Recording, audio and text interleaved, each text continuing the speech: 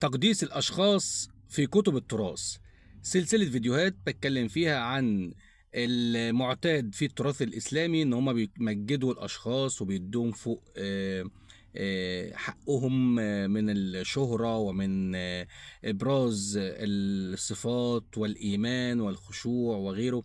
كنت اتكلمت عن عمر وأبو بكر وعثمان. دلوقتي هتكلم عن علي بن أبي طالب والقصة المشهورة اللي بيقولوا عليه إن هو رفع باب خيبر بايد واحده. طب مواصفات الباب ده ايه بقى على حسب كلامهم؟ طوله 18 ذراع يعني 9 متر، عرضه 10 اذرع يعني 5 متر، 9 في 5. عسل قوي، عسل يعني حاجات بسيطه. وزنه ما يقلش عن 320 كيلو جرام. 320 كيلو جرام يعني 320. الحمد لله انه مش 325. كنا هنحسب ال 300 لوحدهم وال 25 يبقوا زنبيل. فاكرين اللي متابعين عارف الزنبيل. والله ما بحضر الكلام ده بيجي لوحده كده. المهم، فتخيلوا بيقولوا ان هو رفع باب 9 متر في 5 متر، ده الابعاد بتاعته، والوزن بتاعه 320 كيلو بايد واحده. بايد واحده، هي المشكله انه بايد واحده، عارف لو بايدين اصدق، لكن بايد واحده. والايد التانيه فيها ايه؟ السيف. فهو ماسك الباب وبيحارب بالسيف. اكيد ما كانش معاه درع، كان محتاج درع.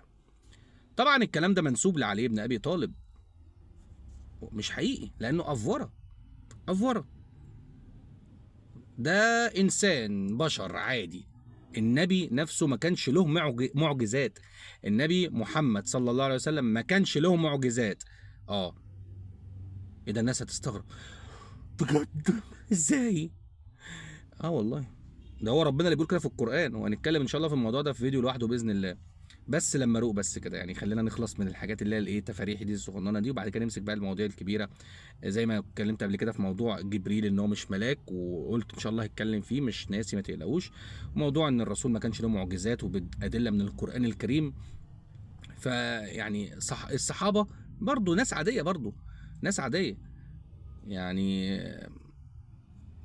في كلام برضو ان علي بن ابي طالب بيقول لك قتل الجن، ملك الجن، قتل ملك الجن، الملك بتاع الجن كلهم المفروض ابليس يعني، مثلا قتله وهو عنده 13 سنه. يعني لسه عيل صغير يا دوبك لسه حصل له البلوغ. وقت ما فتح عينه جاب ملك الجن قتله. ياه. ما المشكله بس اصلا انتوا فاهمين الجن غلط. اه بمناسبه بقى ملك الجن، استنوا الفيديو الجاي كده نتكلم فيه عن قصة برضو منسوبة للنبي. يلا، السلام عليكم.